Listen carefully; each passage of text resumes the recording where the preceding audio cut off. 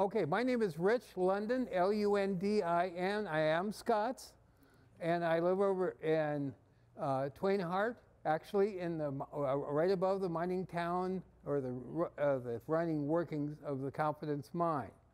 I've been here in the Mother Lode since 1999, and my wife, Dr. Claudia Brackett Lundin, is an instructor of chemistry at Stanislaus State University, and she's been here forever. She tells me that. Anyway, I've been 57 years in the mining industry and 35 years as an archaeologist, historical archaeologist. I started out with being just a student at Beloit College in Wisconsin, and my dad said, "You're going to be a history major?" And I said, "Yeah, that's what I got the scholarship for." "Well, see if you can parlay that into something else, because you can never make any money at it." So I came back to my dad and I said, "Well, Dr. Ehrman, my history professor, said I could also double major in anthropology." And he said, "Oh, that's worse."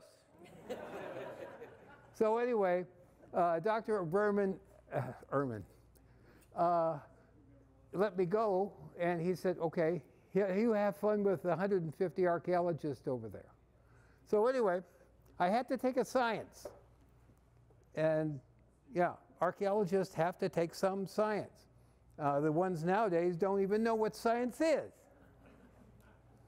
But anyway, what we've done is that I had to take a geology course. And the geology department had about 30 people in it. And they said, "Well, if you know geology, you can get a job." And came home for Thanksgiving, said, "Dad, I found another major." And he said, "No, you stick with the geology. That'll keep you going." So anyway, for 57 years, I've worked from Australia all the way over farthest east would be the Dominican Republic, doing geologic work. And I still do that work. I'm an exploration geologist. I own a mine here in Tuolumne County. Not here, over in Tuolumne County, over there. And another one, a gold mine over in Arizona. So I'm a miner, geologist, and archaeologist. A registered professional archaeologist and a professional geologist, AIPG. That's a national registration. And so anyway, with that, I'm going to talk to you about what the miners left behind. Why did miners leave stuff behind? They thought that there was junk, or they couldn't see it. They didn't have these. Until 1922, there were no competent hand lenses or magnifiers that miners could use. The only thing they possibly could use was a looking glass at a rock. The assayers had loops. You know what a loop is? It's a little hand lens like this. But it was only about 8 power. And so, if they couldn't see the gold from 1854 to 1922 that was in the rock, they threw it aside. Also, if they were busy getting placer gold that was about that big, between a ½ an inch and a pinhead size in the sluice boxes, they didn't care. Because with the stuff that was ½ inch in size, they could go buy lots of things. At the store or whatever, recreation, gamble, whatever. But it was tangible, and how many of you have been over here to the miners' days over here in Colombia? I want to see a raise of hand. How many of you gambled over there? You didn't gamble. You bought gold pieces. You remember that? Well, anyway, most of the wealth that the placer miners made, they didn't take back to where they were going back east. They went into the stores, the bordellos, and into the hands of gamblers. And that's it. That's where it went. And they ended up working for days' wages when the placer gold ran out. That was about 1854. And that's when our story starts. In 1854 to 1855, people started looking for placer gold with big equipment. Now, I'd like to see another bit of hands. Anybody has ever seen the dredge as you go to Snelling? Yeah, half a dozen. Thank you. The dredge is they were dredges all over the place. And in 11 different locations in Tuolumne County and 14 different locations over here in Calaveras County. And they dredged up the material. And what was the material like? Was it big rocks or little rocks? It was just what was ever in the creek, right? And they dredged everything up to get down to the bottom. So that's where the coarse gold was. And they took all the stuff that was coarse material, and they threw it off the side. They had big conveyors, and they threw it off the side. This way we had these piles called tailings piles from dredges. Now, this is homework. Open your handout to the last page.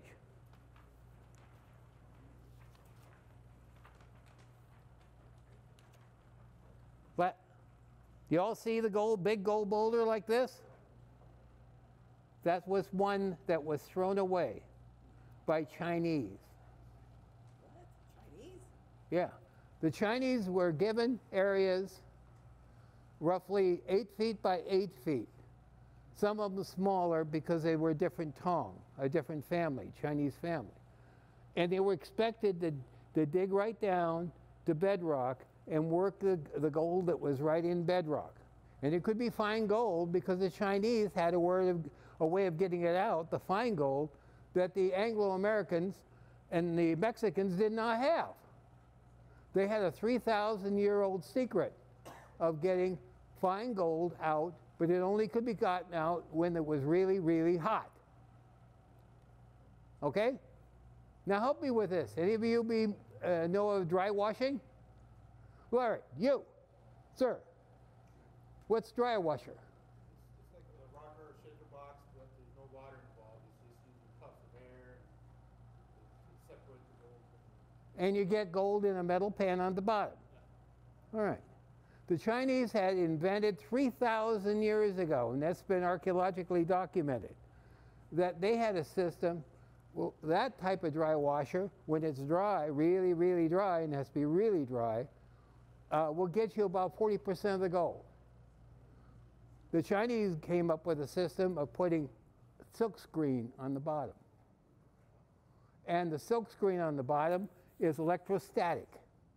And this was all found out by the Jesuits who were over in the Ming Dynasty and found these documents.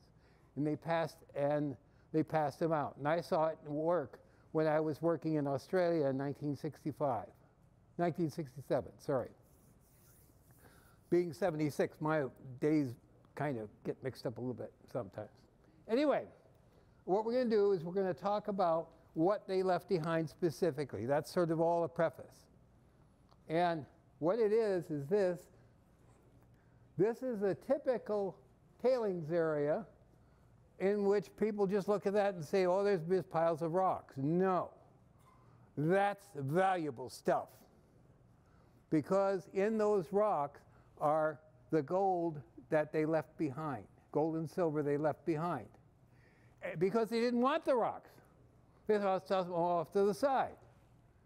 And so anyway, they're in the piles. In addition to that, when you crush the material out from work with the U.S. Geological Survey, I used to be with the USGS, and I had friends in the USGS, and they said, whoa, you guys are missing something here. So anyway, that's the stuff, and that's me.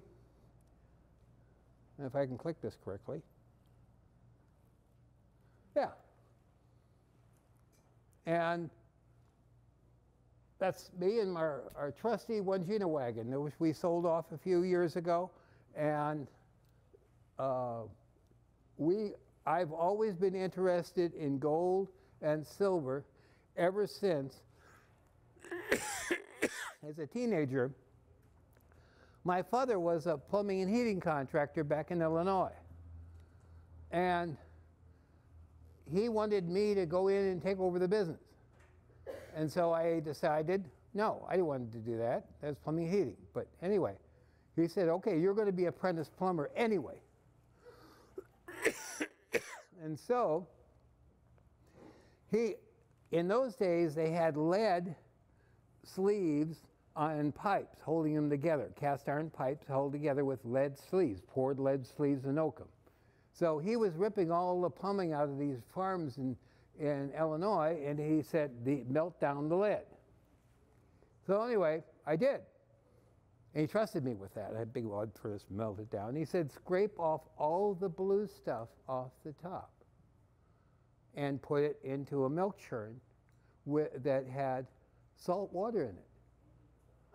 And I said, why? Don't ask why, just do it. And I had just wrecked my 1952 Ford, and I was without a vehicle. And so he said, you're going to go through high school without a vehicle until you do what I tell you to do. And so anyway, my senior year, he said, there's all this black stuff in the bottom of this water-filled milk churn. And he said, have somebody help you pick it up, put it in the truck, and pour the water out. I did. Now, how many of you know about chemistry?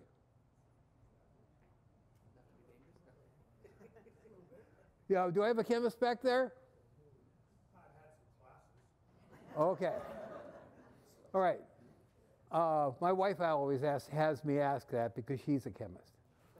But anyway, what happened then was this. There was about this much black stuff in the bottom. And he said, load it up in the truck. We take it over to a junk dealer. And I thought, oh, okay. So he took it over to the junk dealer. The guy came in, scooped some of it up, and wrote him a check for $1,850. That bought my 1965 Ford Mustang. That was 1965. Anyway, what it was all lead has a little bit of silver in it.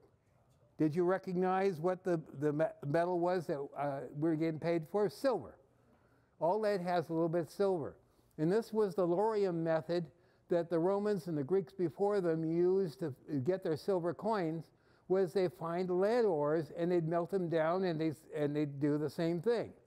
And the black material was silver chloride, which is black. And it's just like my belt buckle. And so anyway, the bottom line is this. From a long time past, I've been interested in metals. And my dad, when he was over in New Guinea in 1942 to 1944, found gold in the creeks in New Guinea. And he became wealthy over there, trading what he found in the creek for bottles of whiskey. And then he got the whiskey, then he sold the whiskey. And then he sold ice cream that he had flown in from Brisbane, and all because he could recognize gold in the creek. And yeah, okay. Next. And over the years, I've worked in geology and remote sensing, and if I get this right, click, come on, click.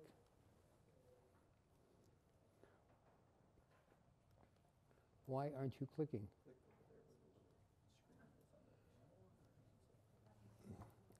All right.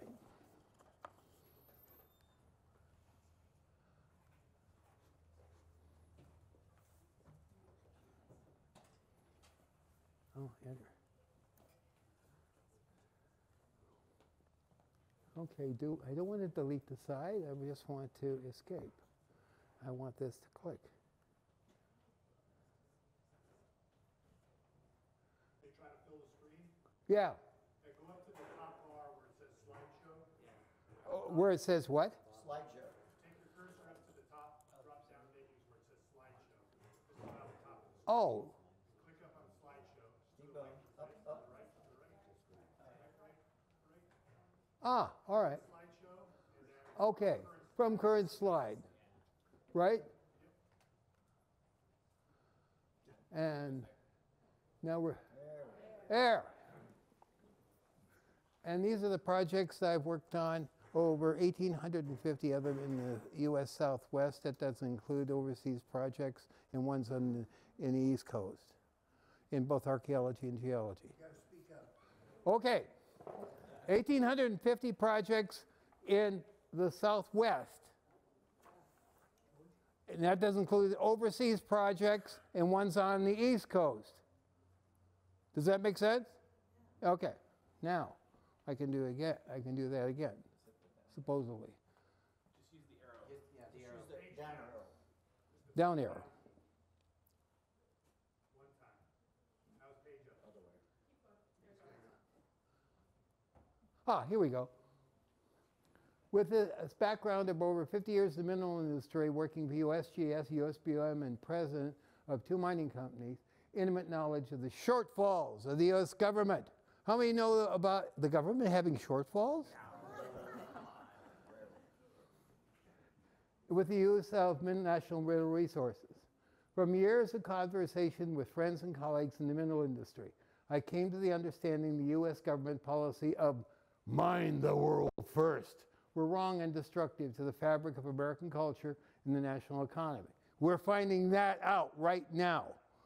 A lot of the metals that we need are coming from various sources that aren't very friendly to us, like China.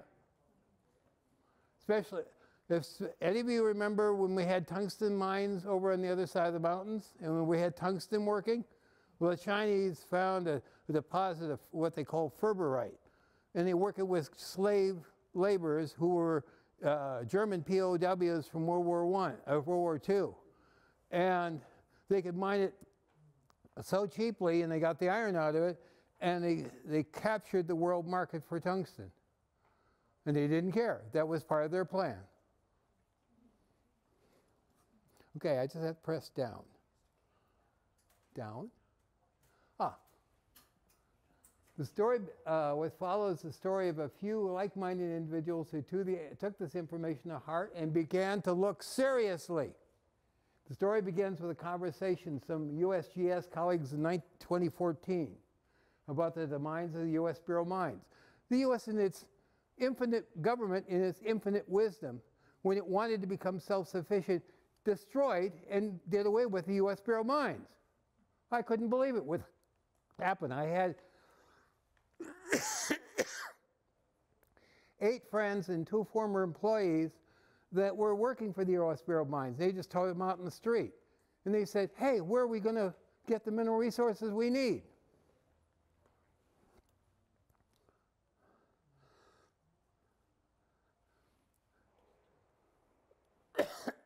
Well,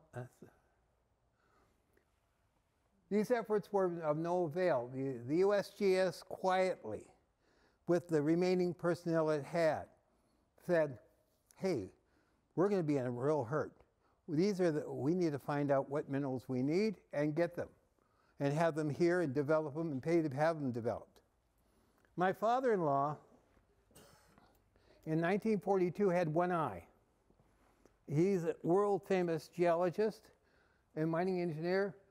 He and his 4 partners found 50 million ounces of gold that are in production today in Nevada. My ex-wife is a very rich lady. But anyway, my grandkids are okay. But anyway, the bottom line is this, that the USGS then said, and came to Congress and said, these are the elements that we need to have. And all the ones in black are the ones that we need desperately. We're importing. Oh, okay, all of them? And one of the things that we really, really, really need is what? Silver. Why do we need silver? Oh, yeah, I got silver rings. I guess part of my ring is silver. Oh, what's silver? Why do we need silver? Oh, that's silverware. No.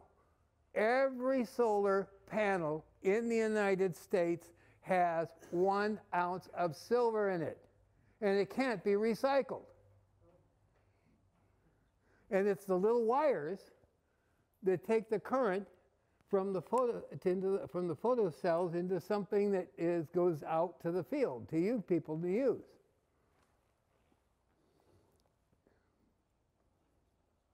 And I'll get right in.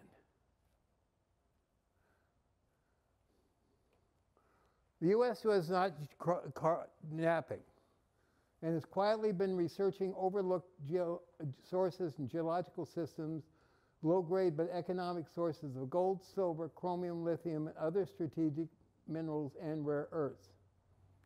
And I talk about low keel. One of my colleagues, Alan Koenig with the USGS, was told, well, you can work a quarter time on this. And then it was, well, you can be a consultant and we'll call you when we need you. And he had a big piece of equipment, a mass spectroscopy unit, and a SEM, scanning electron microscope. And he said, well, with this equipment, well, I guess we'll surplus that. And so anyway, he went to work for private industry. But before he did, he said, I'm going to analyze these bags and bags and bags and bags of samples that people have brought in from the USGS people have been brought in, and to have them analyzed. We need to know what the hell's in them. And so he did. Then he found out if you take these tailings, and there's 500 million yards of tailings in the lower 49 U.S. states, and there's a lot more up in Alaska. And you grind them down to powder. And when I talk about powder, that's like flour. And then you reprocess the flour, you get up to 12 rare earths from them. And he published that. And the USGS wanted to publish it as a research paper, even though he was no longer with the USGS, but the powers that be in the government, so that's embarrassing to our people. Well, anyway, it was a pub. Yes, sir. Sorry, do you take questions at the end only, or can I interrupt you anytime? Who are you? Okay. Are you evil? So I have 2 questions right now. One, you said the silver can't be recycled. Why not? Because the solar panels can't be crushed down and the silver economically recovered. It's not like the right? So economically. Way to do it, we could, right? Well, it used to be that I have a colleague over in Florida who was going from dentist to dentist to doctor to dentist and buying the plates, and he had a process of refining those down. Then he said, "All right, I'm going to try and crush down the solar panels and see what I get." And he got less than 5% recovery of silver. When you crush it down to 400 mesh, yeah, you can't get it out. Is it oxidized?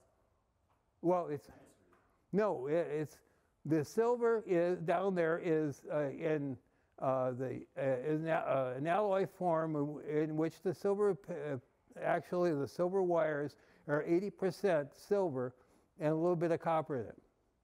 And that's the problem he had getting the silver out. But we can separate it, right? Yeah. Temperature separation. Yeah, but look at the cost of that. Sure, but I mean, we can come up with a cheaper way of doing things. We're innovators, right? No. You're not innovators. From what I've understood from my European colleagues, I'm registered both in the United States and in the UK. And I was working on my doctorate over in the UK with them. And they're just amazed at how backward we are, the UK and Germany and Italy, are, say, as far as innovative use of technologies. So relatively, yes, we're backwards. I spent some time in Germany. They're backward in certain things compared to the U.S. So Yes. It's a give and take. So maybe we can just find the best parts of both of us, come together, and figure it out. if they can come together. Yeah, that's the hard part, right? If they, it's just like the pond is insurmountable. People, well, I've got all kinds of stories about that. Anyway, okay, let's move on. And that figure of 500 million yards of gold, placer gold dredge tailings, some of these are commonly are right now being reprocessed by Teichert and Martin Marietta. You know who knows who Teichert is? It's a big construction and mining company. They can give away their rocks because they're making so much off this off the recovered materials. And so was Martin Marietta over in Snelling. But they don't want to tell anybody about it, that's what they're doing. Because they're processing those tailings really heavily right now. That's right. Up there at Auburn, they're processing the tailings there. Well, in Snelling right now. Yeah, in Snelling too. Yeah, they're going pretty Well, okay. heavy on it. There's 200 million yards there. Okay. The placer gold tailings are, well, how'd they get there? 3. Okay. The electron microscope work I was talking about was based on knowledge that there's a green rock here in this area here. There's 2 occurrences here in Calaveras County, and there's major occurrences over in Mariposa, in Tuolumne County. It's called Mariposite. It's called Mariposite because it was named after Mariposa, okay? All right. It was always ignored by the miners and prospectors. They knew it had a little bit of fine gold in it, but the gold wasn't worth it to get it out. The green mineral in the Mariposite is a chromium mineral called fuchsite. My father-in-law in 1942, with one eye, went out with the War Minerals Agency, and he tested these occurrences in California. And he said that not only was there chromium in it, but there was the gold and silver content and other elements that he couldn't spot because the analytical systems that they had in 1942, except for what they used for the Atomic Energy Commission, weren't up to recognize them yet. Now, Alan Koenig, this colleague of mine who was laid off from the USGS, he tested them and he found out 12 minerals, and that's published in the finds. But anyway, the Mariposite, when you plot where it is, and then downstream from where the creeks that flow downstream, that's where the coarse gold is the miners worked in the past in dredges. And so that's what is overlooked. And that's at 26 different locations in California. That's well documented. Okay. And the Mariposite is wonderful stuff. My wife just collects it, and she makes belt buckles and ties, everything else, because we're with the Calaveras Gem Mineral Society. I forgot to mention, I'm past president of the Calaveras Gem Mineral Society. Okay. Now, the Mariposite is a complex tactite rock. It contains gold, silver, quartz, siderite, calcite, dolomite, fuchsite, lepidolite. Now, lepidolite was not known. It was ignored. Now, lepidolite is a lithium mica. We need lithium real bad. And so it's there in the rocks. It's a gray mica that's in the rocks that is easily seen and transitions right from the fuchsite into lepidolite. Okay. Now let's see if this is going.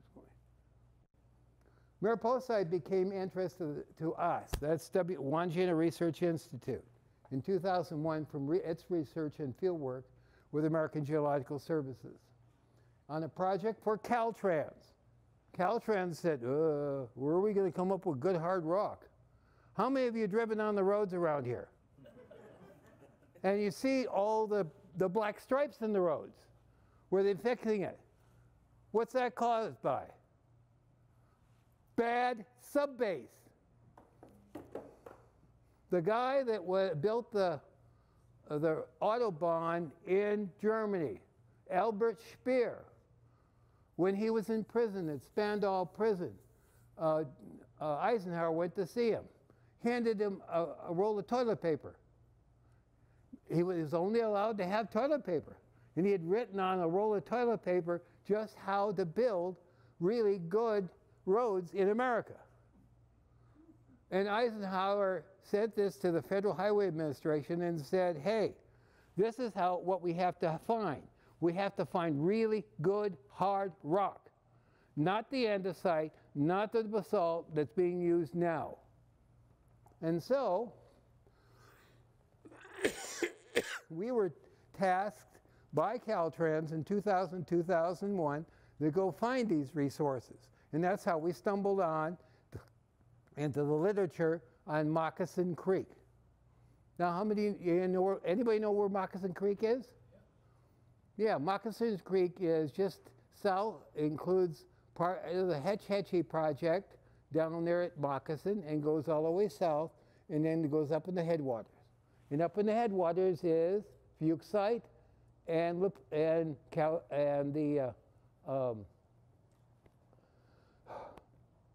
calaverite, the mariposite that is draining down into that creek and caused the gold to be there. Next. Further subsequent research, and we really dug into this. We talked to people and looked at what they found and went to the U.S. Bureau of Mines, USGS records, everybody's records, Historical Society, and we found out that this area on Moccasin Creek was one of the highest gold contents in all of California. But it was fine gold. And so anyway,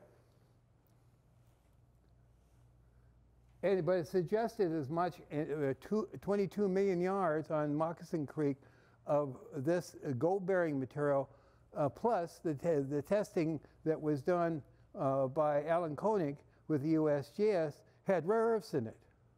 And it had chromium in it, obviously, and it had lithium in it, because the fuchsite was right there with the lepidolite was right there with the fuchsite. There's a lot of tailings there at Moccasin. What? There's a lot of tailings there at Moccasin. 22 million yards. There's huge up and down that Yeah. stretch there. Okay, we'll get to that.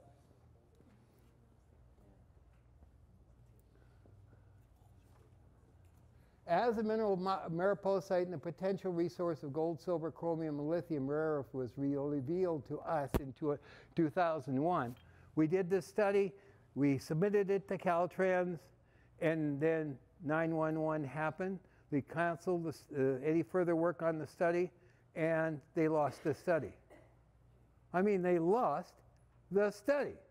And it was on CDs for each property throughout an 8-county area and what aggregate resources were there.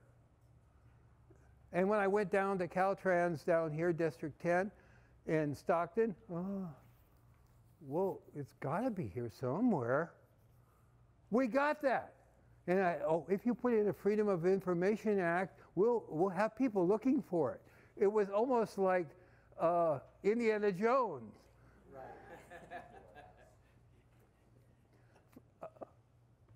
Okay. Further subsequent research uncovered information on the discovery by Calaveras Gem and Mineral Society, metal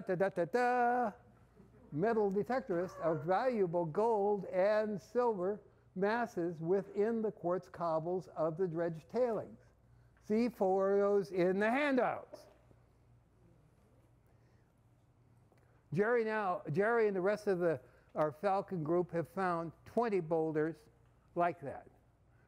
The one that is on the top, on the bottom, is the gold that is going to be on display.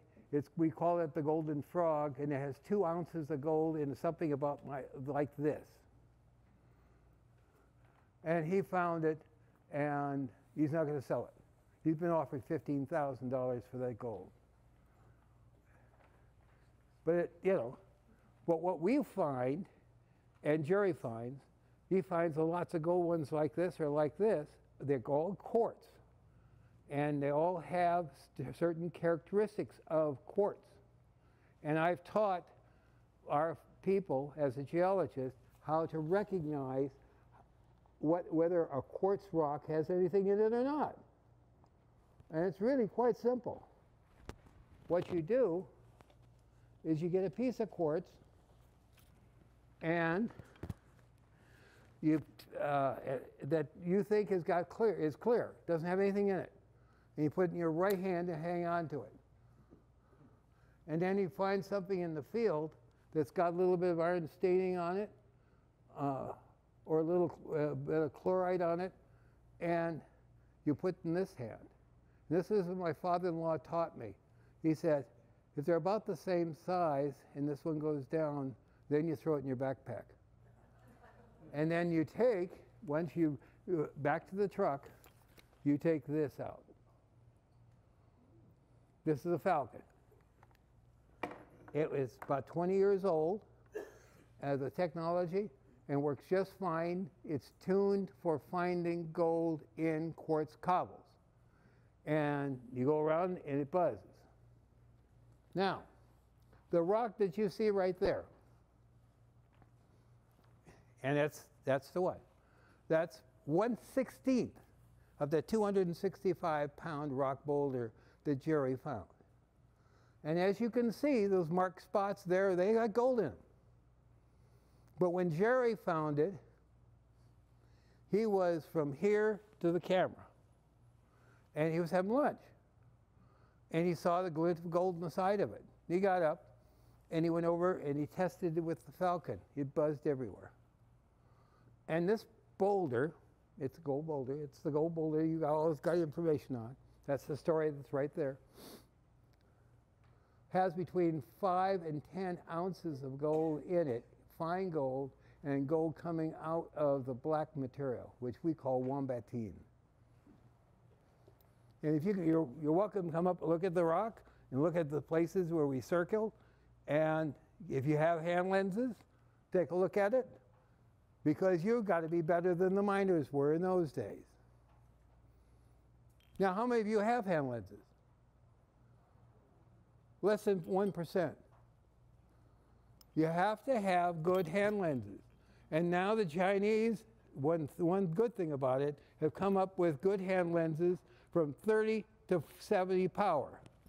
I go in the field with a 30-70 right here. We're finding really fine gold. And when I'm looking at veins or looking at other metals, this is my 40. And this is illuminated, and it has both white light and UV light. So I can look at all kinds of things. But anyway, if you're interested in finding gold, go out and buy yourself, go online, and they're inexpensive. They're less than $35. Go online, buy yourself a hand lens, and go look for it. The Falcon is about $300, and there's 14 of us in our club that have them, and it's called the Falcon Group. Okay. Oh, I still got to do this. I have to. Okay. With this information in hand, we said, hey, why can't the big mining companies like Western Aggregates and Teichert and Martin Marietta, why can they keep a monopoly on finding all these rare earths and gold and these placer gold, silver tailings deposits? And we talked to the USGS and the California Geological Survey. And they said, well, we know they're doing that, but they don't publish any of this. And so When you talk to Teichert, they won't, it's just a closed door. Go away. We don't want to talk to you. So anyway, the U.S. Bureau of Mines said, when I asked, who owns the placer tailings? And he said, nobody. Because the placer, when the people dug the rocks out of the ground and put the tailings up on it, they had 10 years to reclaim the tailings. And they never did. Not ever. And so they just left and walked away. And so anyway, aggregate companies over the past have come to these tailings and said, well, who do I pay for the tailings? And the U.S. Geological Survey says, there's nobody to pay. You want them, take them. And so now they're billing Congress by Sinema of Arizona. She's the senator that has a lot of trouble down in Arizona, and she wants to have a way for people to acquire tailings. But when I was talking to the Bureau of Land Management, I was told, if you want the tailings, you put placer claim on them. And so we did. And that's our WME #1 placer claim. And it's out there, and anybody can visit it as long as they sign an agreement. It's what we call a volunteer agreement. They can go out in the claims, and we have 4 times a year play days in which they can go out there, metal detect, get the rock out, anything they want they can have. And that's entirely legal, because under a placer claim you can mine up to 1,000 tons of material for metallurgical work. So we said, that's what we did. We staked the claim. And people said, why did you do that? That's kind of stupid. I said, no, it's not kind of stupid, because we want to initiate a 30-year project of reprocessing all these placer claims on this area as a pilot project to show it could be done. There's $750 million at current value in gold values from the reports from 1942 on these tailings. They're there, but they all have to be crushed down to 400 mesh and removed. Yes, sir. Are you allowed to dig? What? Are you allowed to dig on the land? Oh, hell yes. Okay. It's a placer claim. You don't mind. What about flying drones over to detect which ones have gold in it? Pardon me? Fly a drone over with a falcon that has more focused beam and be able to detect where the gold is? You don't have to, No. because they're in the rocks. No, that's what I mean. The gold is in the rocks. And so what we do, we take our members and volunteers out, we show them how to use their falcon, and we say, okay, that's a quartz, check it. And they check it, and then they say, well, we think we got gold in it, but we're not sure. And I say, well, take it back to the damn lab. You're all members of Calaveras Gem Mineral Society, and cut it in half. When you cut it in half, 80% of them have gold right in it. And then they cut it in slices and sell the slices.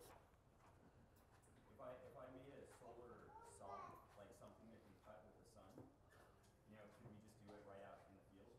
Why would you want to do that? I don't know, so we can see what has gold in it. Oh, the falcon tells you whether it has gold in it. Because the falcon is set up for detecting gold at 330 nanometers. Have you compared the Falcon to the more modern mine lab gold monster detectors and things like that? Yes. Specifically for gold? Yes. How does it compare? It compares in this way. I'm 76. A lot of my people over in the 60s. They get real tired moving a wand back and forth. If I can take a rock and pick it up and check it and test it in my Filson from what's in it, that's a lot easier. And okay, there are a number of, on the market, small units that are called ProFinders. and they're for about 4 different companies. But they also detect everything else. They're not set up at the right at one frequency. I'm a trained geophysicist. I was trained by one of the best geophysicists in the United States, how to do things with geophysics. And then I saw this article, as it says in your handout, in the Engineering and Mining Journal by a colleague who had done just what you say. He had tested them all. And he said, hell yes, the Falcon is good for golden quartz. Does that make sense? Okay. Okay, I better move on, or else we'll never get done. All right, down. We were, okay, so we started the program in 2018. And we said, all right, what do we have to do according to the BLM? He said, you have to get a claim. We got the claim. You have to do a plan of operations. We filed a plan of operations. And now we're starting to do the archaeological survey. I can't do the archaeological survey because I own the claim. So we're having an another archaeologist from the tribe do the work on it right now, Wayland. And so we have to have an archaeological survey. We have to have a biological survey. And since this is on BLM ground, do we have to do anything with the county? Absolutely not. This is federal ground. All we have to do is worry about air quality if we crush it. And so our plan is to go out there this spring and dig 5 trenches, taking 5 tons of material, 5 yards of material out of each trench, taking them to a remote site that's already permitted for crushing. And we think probably Blue Mountain Minerals or someplace different. And crushing it down and then having all the really fine material minus 1/8 inch material. 1/8 inch is that big.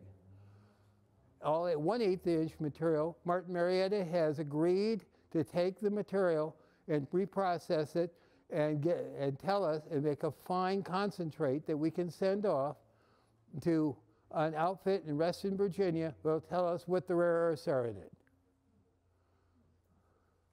So that's our program for this next year. And people say, well, do you have a bank behind you or a big mining company? And I said, no, we're finding it ourselves. Because it doesn't cost a whole lot to stake a claim. You got to get 8 posts, 8 4x4 wooden posts, put them out on the corners of the claim, know where your posts are with a handheld GPS, just like I have right here, and then file it with the county first, then file it with the BLM. And filing it with the county is $22, with the BLM is $175. And that's it. And then you file your plan of operations with the BLM. There's no charge for that. And they come out and they say, well, where's your archaeological and biological surveys? You give them to them, and you can start mining. Or in this case, reprocessing. So anyway, okay, moving along. All this may work out for the small miner and prospector at this stage is uncertain, because the government might stick its finger in this and say, ooh, we want to regulate the hell out of you mining tailings, because they were never regulated before. But the SNEMA proposal is that the smaller miner and prospector be able to take claims materials out that are base, precious, and industrial and energy minerals. Mine them, process them, get them out. And then on the aggregates, because all this stuff generates about 1/3 of the rocks when they're crushed down is usable for aggregates. It's minus a ½ inch, and that's good base material. Minus 1/4 inch is good for top material, and the minus 1/8 is good for asphaltic concrete. You might say, where the hell does this guy know anything about aggregate materials? I work for Peter Kiewit and Sons. I work for Ashland Oil on projects that we did just exactly this in Arizona. So, my 2 cents is, if you want to do this, get involved with this, we have volunteer things here. It doesn't cost you a thing to be a volunteer. And you can, if you put in an hour as a volunteer, you'll earn a share in the new LLC company we're forming in Nevada. And I thank you for your time. Now, I'm over for questions. Yes, ma'am. I've been to Alaska several times and into the Yukon Territory at Lundin, and I've seen the mountains of tailings there. Is anybody, are the Canadians looking into those tailings? In the Klondike, the royal government, not the royal government. Okay, claims are different in the Yukon and in any part of Canada. That's royal land, and it's leased. And so the tailings would never come out of the land, and the royal land, you can go back in and ask for a permit to reprocess royal land. And so they are. In Alaska, it's just the same mess as it is here in the United States. And it's not only here in California, but it's in Colorado, Idaho, any place there was placer gold dredged tailing. There's tons of this stuff. And we need the materials here in the United States, all of it. And we need the jobs here in the United States rather than them being buying stuff like the it wasn't Bill Clinton, it was his Al Gore said, oh, we can mine the rest of the world first. Well, we found out they're mining the rest of the world makes the rest of the world pissed off at us. Does that make sense? All right. Anyway, this probably didn't work. So just out of curiosity, up there on the thing you were showing on Highway 49, I've noticed like compared to most areas, the used to there. The 80% of the rock in the tailings there, the boulders are greater than 6 inch. And of that 80% that are greater than 6 inch, about 40% are greater than 12 inch. So you need a big ass crusher. Right, yeah. Well, it's interesting. So you were talking about how it's good for aggregates and everything else. Is that part of why they're still so large in there is because it's a tougher material? And No. No, okay. They just toss it off to the side. Well, I know they tossed it up, but I'm saying from the geological standpoint of when they were being tumbled and rolled down through the years of... Okay, when we had massive floods on Moccasin Creek and on the other creek drainages here in California, I know my wife has for one of the creeks, she has an area approximately 200 yards of creek, and that's over in Jamestown. And in there are boulders like that. And I didn't think anything of it. And I knew her ex-husband had put a sluice box in and tried to hydraulic some of the material and get gold out, and he didn't have any luck. Well, I had seen in Australia, when I worked there, 12-foot long sluice boxes. Irish maiden sluice boxes, they called them. And what you do, you dig it all the way down to bedrock, and you have to have flat bedrock for this, or pretty flat. And you dig it all the way down to bedrock, and a lot of miners weren't willing to do that. You dig down to bedrock and anchor it in bedrock. And on the bottom 2/3 of the sluice, you have put big rocks in it. So you're emulating the creek. But you have put a sluice box in with riffles. All right. I was disabled by a gang attack back in 2010. And I couldn't get down there, and I had some people helping me build this big sluice box. And so anyway, we put the sluice box in, it was fine. And we finished it around the 1st of January. And the water was just coming through nicely. We weren't getting anything. But by May 1st, no, not May 1st, March 16th, I remember that, I came down and inspected the sluice box with my crutches, and I could see about 1.5 ounces of gold in the first 3 riffles. And I said, I'm going to have to clean this out, or I'll have to wait. Anyway, May flood came through. All the big rocks that had been down in the bottom 2/3 of this thing had been washed out. And the sluice box was 100 yards downstream and broken, even though it had been chained to 2 big trees. So there's tremendous power of floods of water. And all you have to do to see this is you go up 108 and you see there's a road cut in which you see these big boulders. And these boulders were washed in by a flood before the volcanic material was deposited on top of them.